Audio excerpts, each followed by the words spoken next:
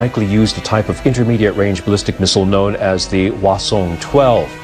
He added that the North's aim is to showcase the country's capability to attack the U.S. Pacific territory of Guam.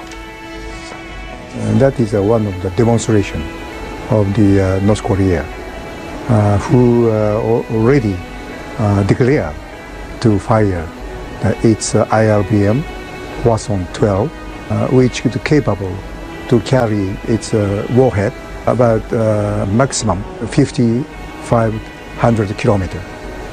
This is one of the way for North Korea to keep such a capability as the IRBM in order to attack the Guam Island. But this is in the another feature. It is a kind of transient model of the longer range ballistic missile, namely ICBM.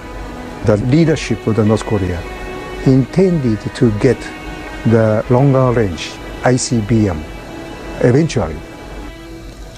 Kaneda says that it was a calculated decision by Pyongyang not to fire the missile directly towards Guam. This time, they didn't fire the southern wall, but the east wall.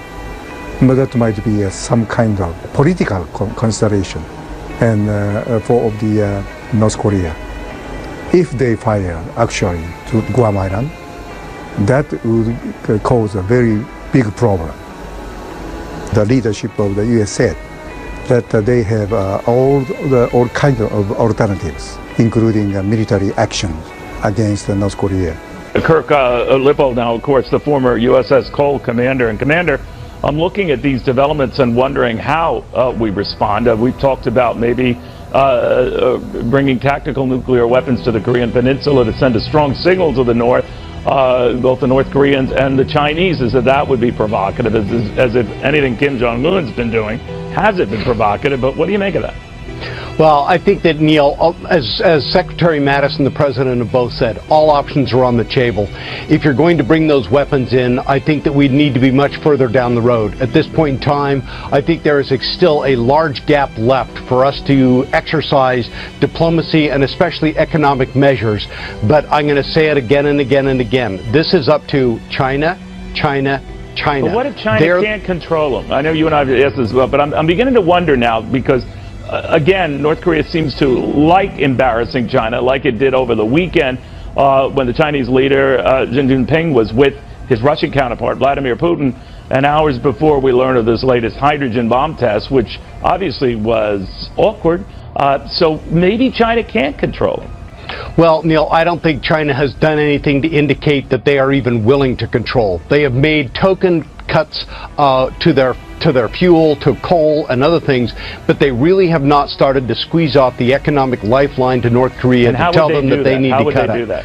I think they basically stop and they don't allow anything to come through. And at some point in time, if it calls for a maritime blockade, then that's going to be tantamount to an act of war, but it is a way for us to begin to start squeeze and work with it. I think China still has opportunity for them to begin to engage with North Korea and tell them they have got to back down on this.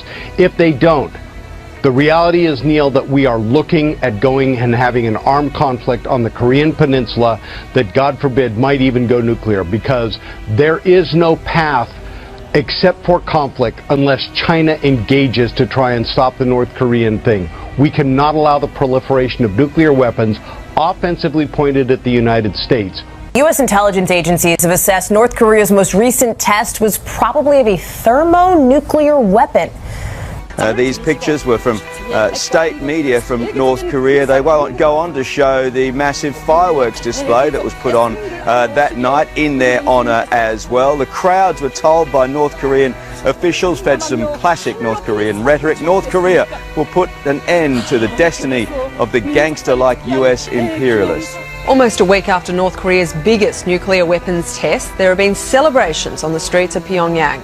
Across the border in the south, protesters are furious about the stationing of American missile defence systems. Chris Reason reports from Seoul. Well, amid the tensions and high-stakes politics surrounding the Korean crisis, North Korea decided it was time to throw a party.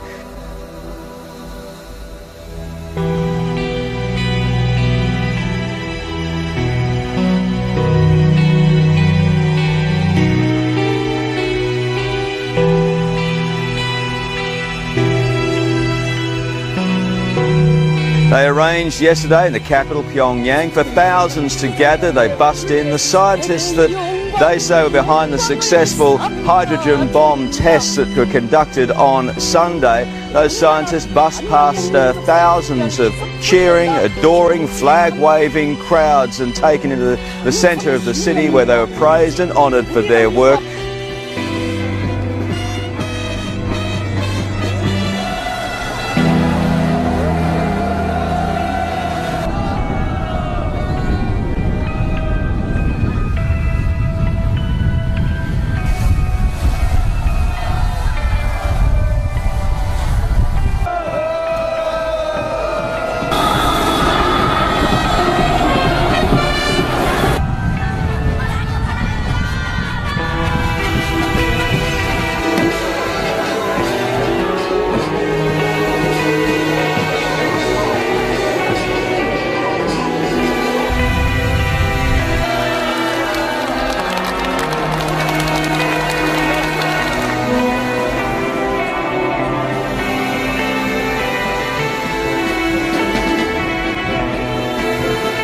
The THAAD missile interceptor launchers, those anti-missile missiles that have been so controversial here. Hundreds gathered to protest that movement, and there were some violent scenes.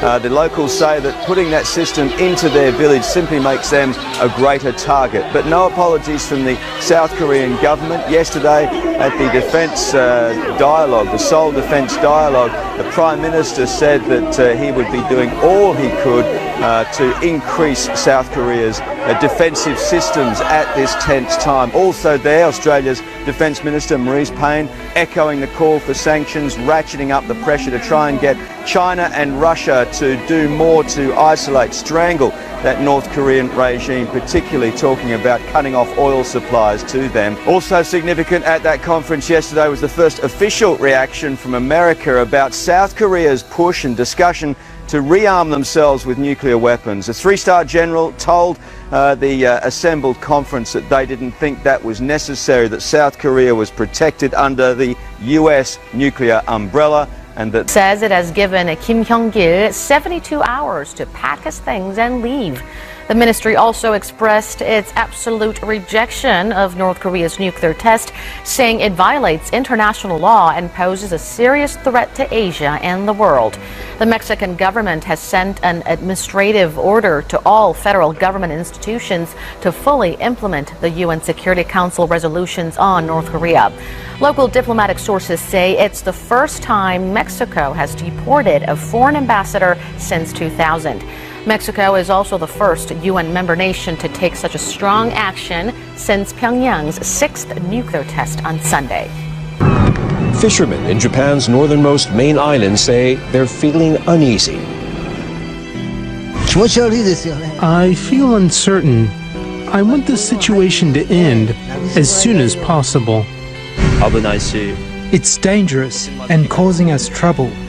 I hope North Korea won't launch more missiles.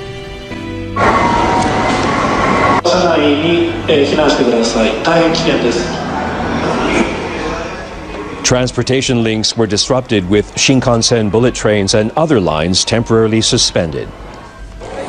In Tokyo, special editions of Japanese newspapers were handed out.